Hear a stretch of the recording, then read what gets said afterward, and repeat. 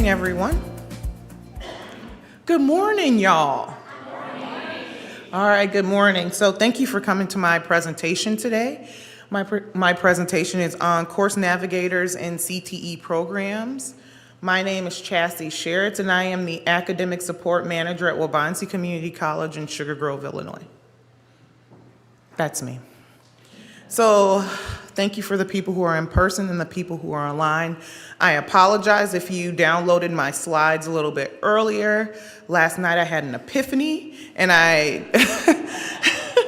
1 o'clock in the morning, and something came to me and I changed some of the slides up, but I will have those slides downloaded on Whova by the end of today. So I wanted to give you a little background on where I work and some of the other initiatives that we're doing at Waubonsee that correlates with our pilot program, the Course Navigator program. So Waubonsee was founded in 1966. It is in the suburb of Chicago. It's really far out there. It's about an hour away from Chicago. It's in the western suburbs. And so our district map is really large. So Waubonsee encompasses about 650 square miles. There's several counties within the Waubonsee district: Kane County, Kendall, DeKalb, LaSalle, and Will counties. It serves 22 municipalities, 12 public high schools, 12 public districts, 13 public high schools, and then the district population in 2021 was a little over 450,000 people. And so the population projection for 2030, which is around the corner, is about 460,000 people. For Waubonsee, so right now our total head count, student head count, is over 20,000 students. And so we have about 80% of students that are part-time and 20% of students that are full-time. Within our programs that we have at Waubonsee, about 76% of those programs are transfer programs and 20% are CTE programs. Some of the demographics for our students were about 55% white students, a little over 30% of Latinx students. We are a Hispanic serving institution.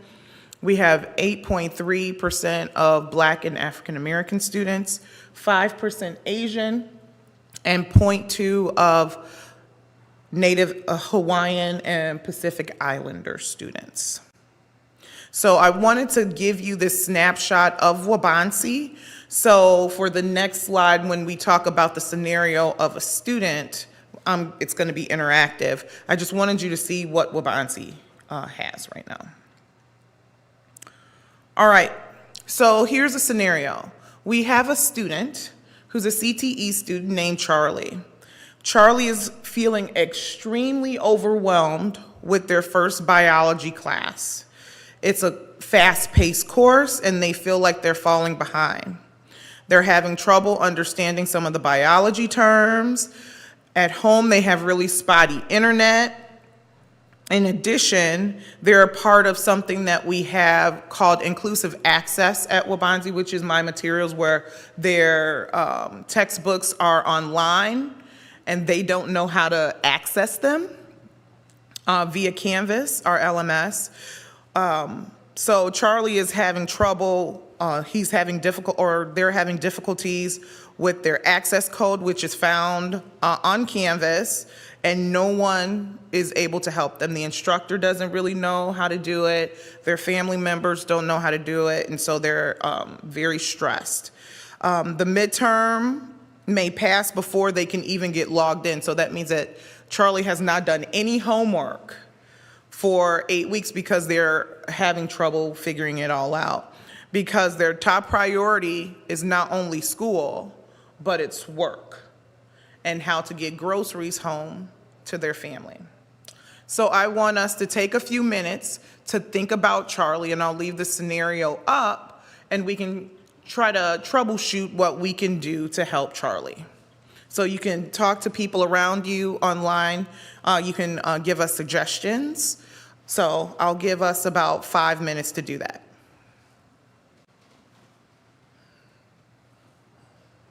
And you can work in the group. You can work with the people around you.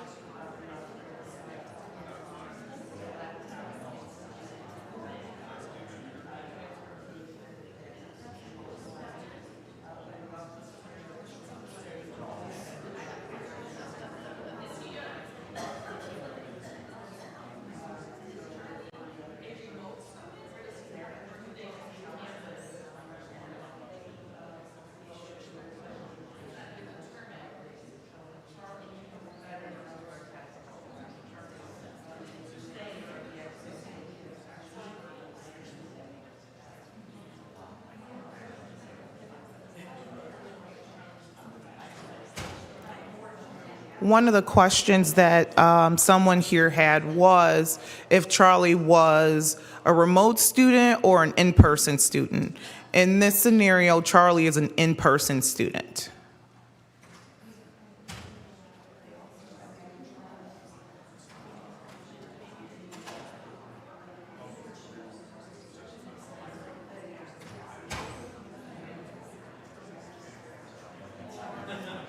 We have 1 minute left.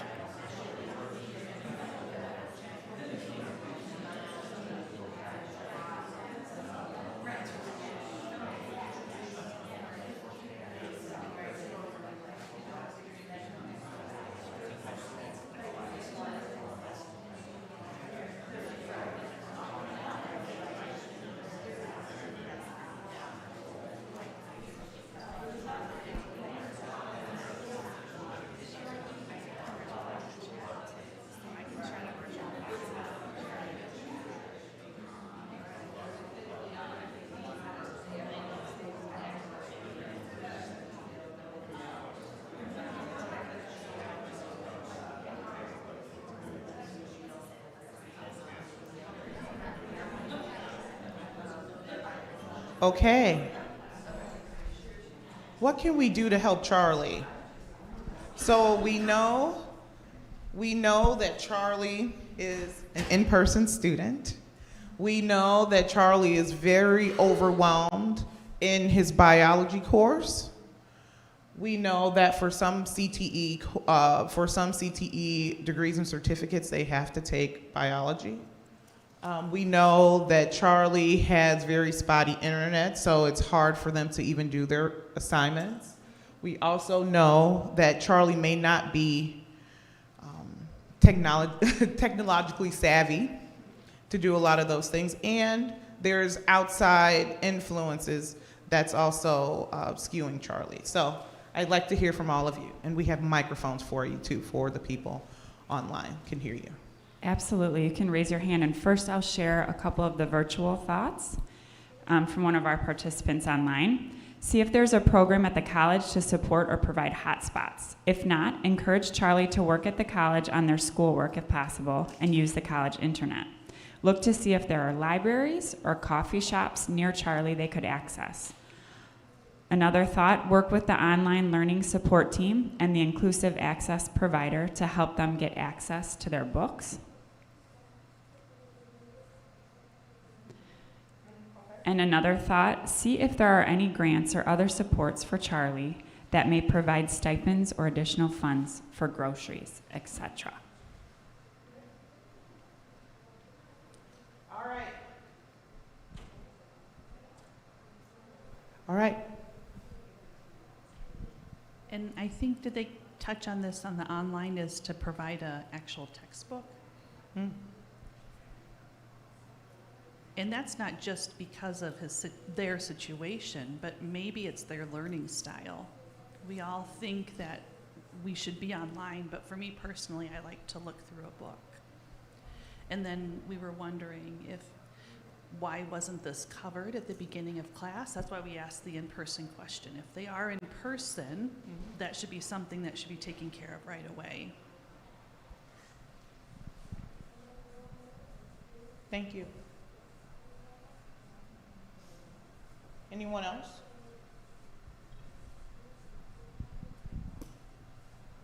We also talked about additional supports that he would get either through tutoring services, contacting the instructor and find out what the expectations are at this point. He's already near midterm, so he's probably quite a bit behind. So what other things can he do? Is it reasonable for him to be successful still in the course? Also working with counseling and advising to find other resources. Most colleges now also have a benefits coordinator that's mandated by law, so the benefits coordinator can also point him into both internal and external resources, whether the institution has emergency funds if he needs it. Most institutions also have food pantries, so those are other resources that he would need. And going back to the counseling and advising, working with a career counselor to really help map out his pathway. Mm-hmm. We actually just implemented the benefits navigator too. So.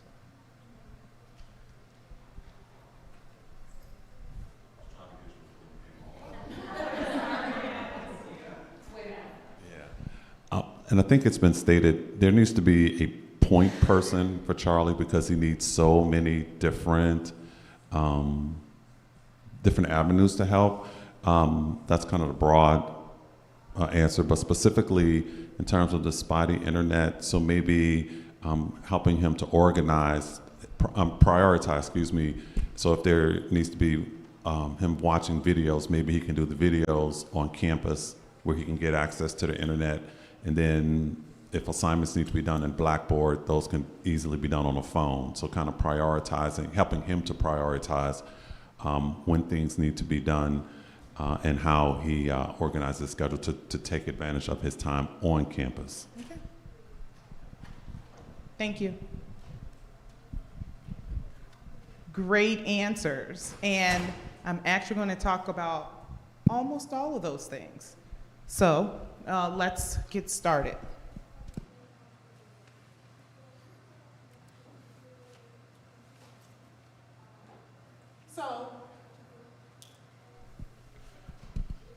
So we did talk about, how can he get better internet, food. We also talked about maybe laptop rentals and things like that.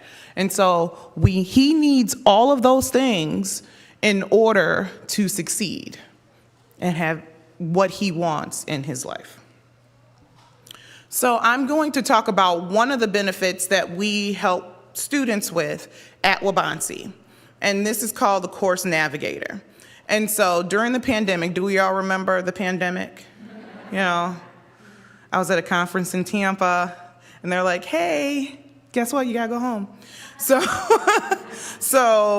in spring 2020, when we had to shut down for the pandemic, 100% of our courses went online. And at that point, we were very, brick and mortar, everything is inside of this building, the students need to come to it. Now, all of a sudden, we had to figure out very quickly, how can we support students online? Knowing that the majority of our students don't have a laptop. The majority of students don't know how to use a lot of things online. Not only the students, but faculty didn't know how to use some of the things that they had to rush and learn within, 2 weeks. And so we had to pivot really fast, and we had to make sure that we were able to support those students and faculty members in the trying times that we had at that time. And so we were looking for a solution, and we had seen that our partners over at McHenry Community College had started a program called Navigators. And so I was very interested in it after I saw the article in the Chicago Tribune. I actually called. I felt like I was stalking McHenry, trying to get all their secrets. And so I finally was able to talk to someone there and, use some of the techniques that they did for their Navigator program, and then created the Wabansi way.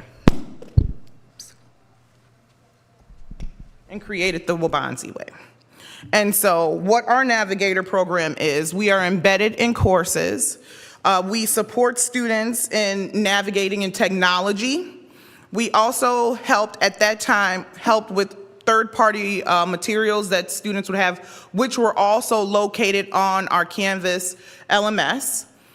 That could be my materials, my math lab, Alex, those types of things that students needed help with. And then we also had an agreement with the faculty to help them with all non-content related materials that would happen in the classroom. So if a student is in the class and they don't know how to access everything online, we would have that Navigator help them with that. Or if the Navigator didn't know, then they can connect them with the library. If students were, not coming to class because they felt like they didn't have transportation to get there, or they were having trouble with their financial aid, that Navigator would actually connect them with the correct person that they needed to in order to do what they needed to do for those classes. We used our academic coaches at that time because, of course, when there was a pandemic, there was a hiring freeze. And my job as the manager, the academic support manager, I'm also over the tutoring center, and I had academic coaches. And we were also trying to figure out how we're going to keep people's jobs during the pandemic. So we used our academic coaches to help with a lot of these things. And so right now, our academic coaches are paramount to the program that we have now. And so I wanted to talk a little bit about the types of navigators that we have within our program. And so all of our navigators are embedded in our Canvas shell in the college classes. And so the faculty member actually introduces the navigator at the beginning of class, making sure that the students know who this person is. And then the navigator also reaches out to the students to provide support for them. Some navigators actually talk with their faculty members if the student is on early alert, or if the student is having other difficulties that can impede on their classroom work. That navigator actually helps them with counseling and advising to do better. So our first navigators are actually, like I said, our academic coaches. So all of our academic coaches navigate. They work very closely with the faculty. But also, not only do they do that, but when they're meeting with the students, they work on those executive functioning skills that students may need, like time management, study skills, just learning how to navigate college itself. They also do work with the library for technology support, along with holding webinars or workshops within those classes that they're navigating for. So the academic coaches, their job is about 75% navigating and about 25% actually doing their regular academic coaching. We also have tutors that are navigators within specific courses. So let's say, for example, you have a intro to biology course. We will have a biology tutor that's actually the navigator for those courses. So not only can they help students navigate throughout the college, but they can also help tutor that student within that, that class. And so those tutors work about 10 hours of their 25-hour shift being a navigator within certain classes. We have a student tech navigator, which is also a library staff member, and that is a dual role. And so those are the people that help those students with like those LMSs, you know, Canvas, third-party things, and they also help them navigate around the college. And they work about 10 hours on that. And then we have those special assignment navigators. This is something that we did create during the pandemic, especially when the college was trying to make sure that all of their employees still had something to do when they were working remotely. So we've had people within financial aid, people in registration, people in institutional effectiveness. If they had extra time, they were able to navigate some classes to help those students. Our Navigator program at the time was paid through the CARES Act, the money that we received during the pandemic. And one of the things that our navigators pride themselves on is the relationship that they build between the faculty, the student, and the college community. So before they even start navigating, before the semester starts, that navigator and that faculty member come up with a game plan. And that game plan is to help them throughout the time that they're in that class. And so they look at what the students may need, and then, like I said, they come up with a game plan to learn how to assist those students. Once they are with the student, then they help with that anxiety. Like Charlie had this anxiety, he didn't really know what he needed to do. And so they help the student gain access to the things at the college. Because we know, as college students ourselves once upon a time, when we walk on a campus, we don't know everything. And sometimes we're afraid to ask. And so this person is there to cushion that. And then also working with the college community. So making sure that our navigators know the ins and outs of Waubonsie is important. So when we started this, we had to make sure that financial aid knew about the navigator. They can talk to them. Advising and counseling, campus operations, like we had made sure that these people who are going to work with the students knew every parts of the college in order to be more beneficial to those students and help with those on-demand services at the time. And so I talked a little bit about this, but for the faculty member, especially during the pandemic, it was very stressful trying to make sure that all face-to-face class moved straight to online services. And so a lot of times the faculty members didn't have time to help a student if they are asking about advising or financial aid. And so it was important to have this person there to help. And so it created a pathway between the students and the tutors to make sure that the faculty knew that we still have these services and that we are there to support them. So some examples of working with the students is they do one-on-one meetings to come up with strategies to help those students like those academic coaches did. And then also making sure that they knew about the resources on campus. And then some of the examples for the community that we've done is Waubonsie has something called registration rally, so we make sure that our navigators are there to greet incoming students to know about their services. As far as CTE, we've worked in the automotive open house to make sure those incoming students that are coming in know about the services that we have automatically. One of the things that I didn't put in here is this year for our Navigator program, we're actually in the high school, so we're in dual credit courses too, in order to help those students who are high school students take the college classes because it's very hard being a high school student and doing college classes. So we decided that we were going to move navigation that way. But I did want to talk a little bit about equity. And so I hope you can see this slide, but so I did talk a little bit about the college overall, but some of our biggest programs with navigation are computer information systems and nursing. And so for the demographics, we have about 38 males that are in nursing, and we have about 170 females that are in the nursing program. And so we have about 107 white students, 63 Latinx students, 25 Black students, and then we have students from all different ages, from 31 from 18 to 21 to 13 from 46 to 55. So our students are a vast range of students. And so our navigators had to learn how to work with students from these different populations in making sure that they were able to do their nursing programs, not only those nursing programs, but the prerequisites for it, and do it successfully with our academic support programs. For computer information systems, our CIS, we have about 625 males with 350 females that are involved in this. We have about 434 white students, 377 Latinx students, and about 56 Black students that are involved. And the age ranges are all over the place. For CIS, from 0 to 17, where we have 35 students, those are those dual credit students, up to 14 from 56 to 99. And so we have a wider range of students, and these are our biggest Navigator-led courses. So I wanted to tell you a little bit about what the Navigators do when they're in the courses.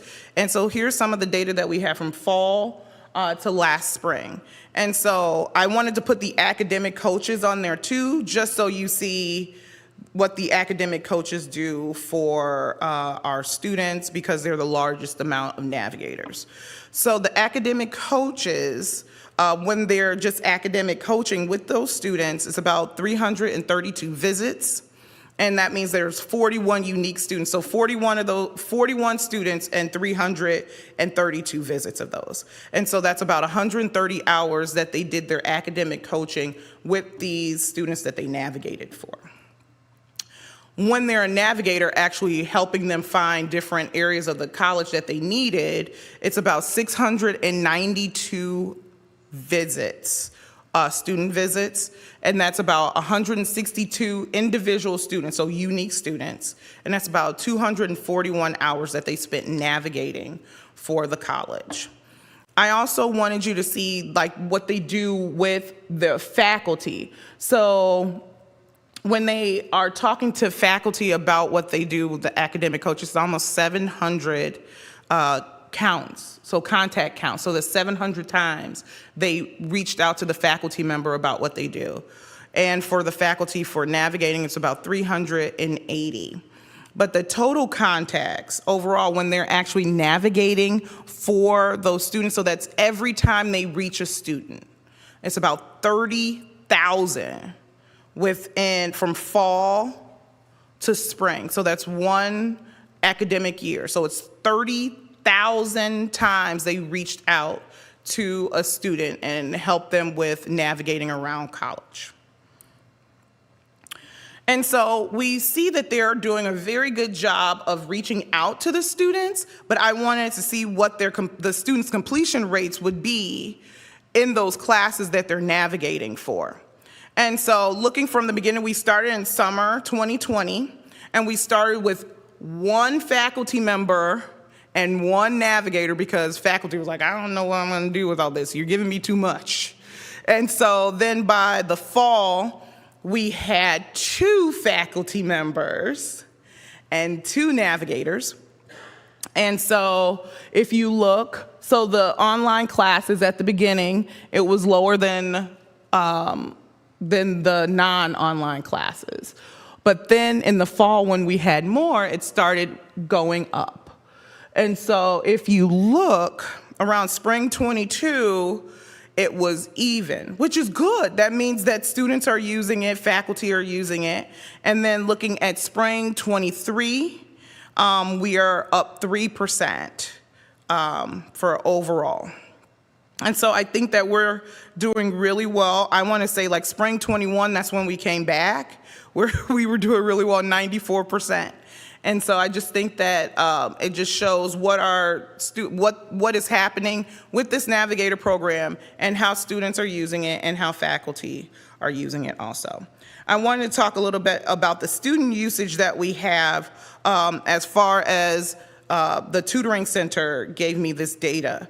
And so fall 21, we had about 238 unique students that used their Navigator for about 563 sessions. And then by spring 23, we have 136 unique students with 270 sessions. It has gone down, but what's happening is we're seeing the same students over and over again because they feel comfortable with their Navigator.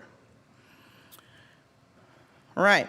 And so some of the key ways that the Navigator helps a student at the beginning is they go over the syllabus with them. They schedule these one-on-ones with them to go over the syllabus with them, and then they break down how the class actually operates. So sometimes if a student is in a hybrid course or in a flex course, which means it's all the different modalities put together, they showed them how to access the class. What we noticed, especially during the pandemic, is that when we told these students, hey, you have a flex class, they're like, what's that? Well, you can come to class anytime, or you can watch it on, you can watch it on the computer, you can do all these. They just didn't do it.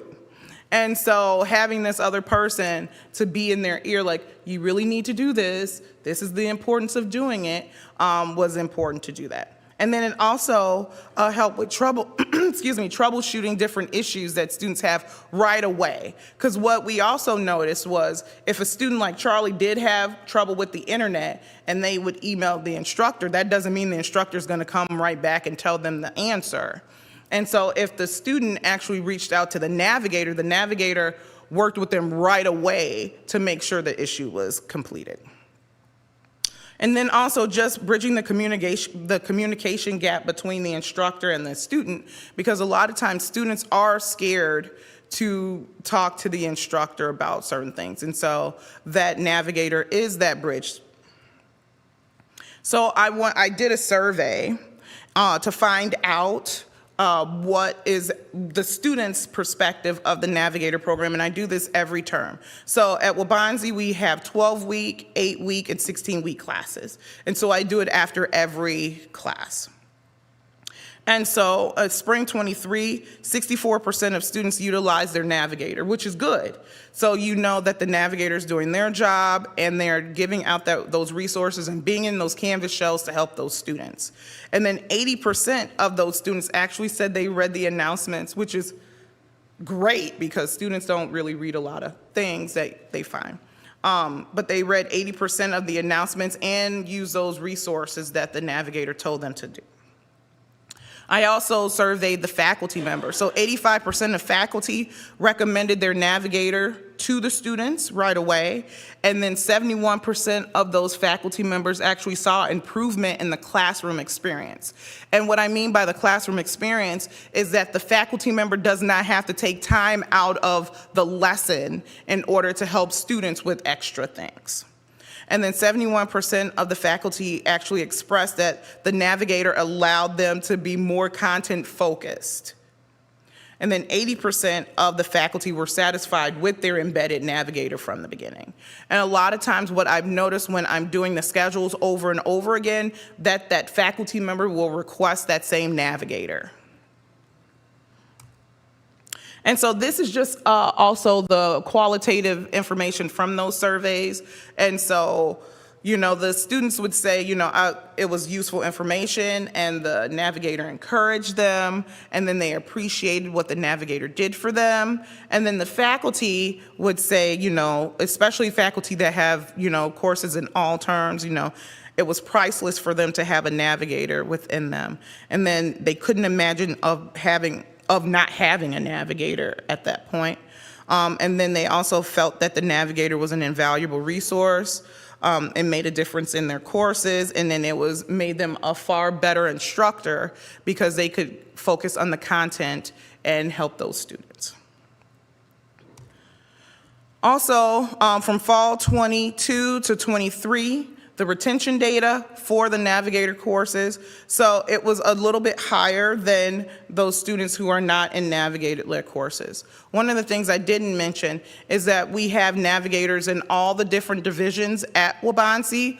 We have 2 Navigators especially for CTE programs, for our business and technology program, and then also for our health professions program. But we do also have a Navigator within our adult ed program and our liberal arts and sciences, and also in our developmental education. I also run the initiative programs for Waubonsee, and so I have a Navigator within my initiative programs to help those students also. So just to recap, so all the Navigators are embedded link services. So Navigators are not in person unless the faculty member requests that. At the beginning, when the faculty member meets with that Navigator, they sign this this form of understanding that we have to remember that this Navigator is not a TA. They are not going to grade papers. They're not going to do all these other things. You can give them access to your grading system if a student, and at the threshold, if a student is getting under a 75%, then the Navigator will help them with those resources to go to tutoring or to go to their advisor. But they are at no point a TA to grade any papers. That's not what they're there for. They're all non-content area. And they are in all modalities, and the reason for that is for it to be accessible for students. Not every student is an online student, not every student is a hybrid student, but making sure that we have this service embedded to help those students. We do target several different courses, so we do target the DFW list and also those students who may receive incompletes within courses to get them back into the course and help the retention of the college. Another great thing about the Navigator program is it's just-in-time service to make sure that the students are helped right away and to make sure that the student stays in that class and does well in the class. The collaboration is also very important, making sure that the entire college is invested in this service to make sure that these students not only graduate, but graduate on time. So, back to Charlie.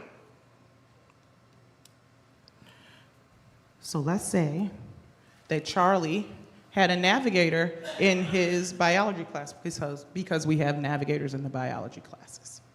So the Navigator told Charlie about all these different things that he needs in order to be successful in the class. So what do you think, I know that we did this, but what do you think the Navigator would have told him to encourage him?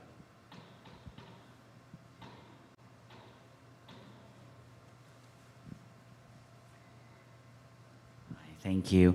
Well, the Navigator would have gone, as you said, over the syllabus first, gone a week by week. It was alarming that he was already in the midterm and he did not know how to use Canvas.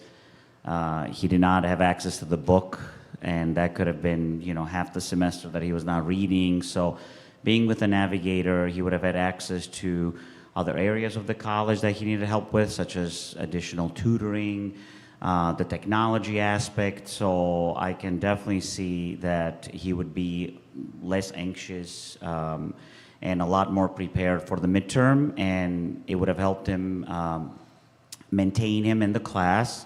And if this class didn't work for him, that's something we did not talk about early, then he could have transferred to another class that maybe had a book or less technology or something that was more comfortable for him. So that Navigator, as you mentioned, to spending one-on-one time, that's priceless for the student. So, thank you. Anyone else?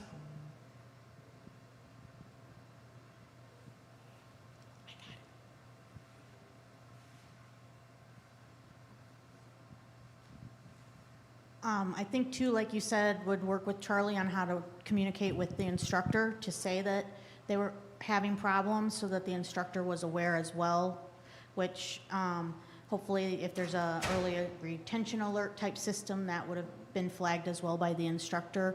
And then being able to alleviate some of the stress of the food by giving them resources either on campus or within the community for the groceries and things like that.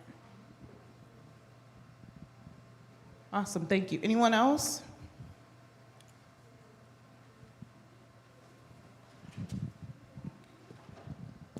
Maybe I missed it. Can you remind me how many navigators you have, and are they part-time, hired specifically to be navigators, or do you have staff who are also serving as part-time navigators? So yes, so we have about 14 navigators right now in all those different areas that I was telling you about earlier. Those are part-time staff members. They are not through the CARES Act anymore. So they are working in their positions along with having this dual role as a navigator.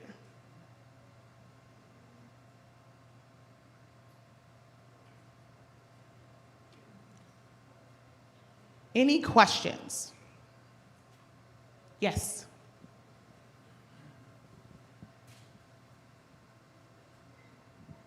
So you spoke about the navigators with your dual credit students.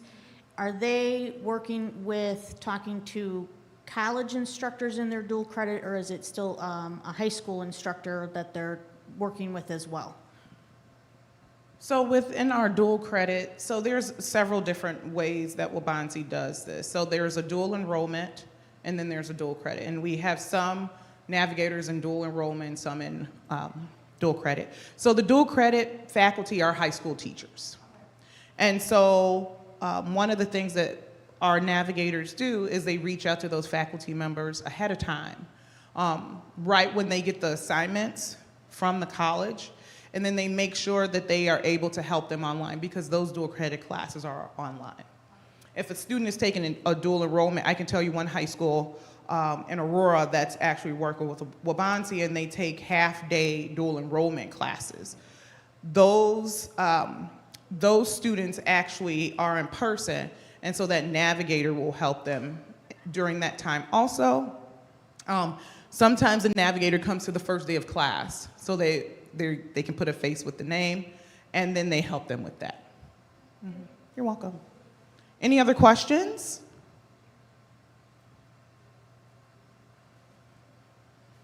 Okay.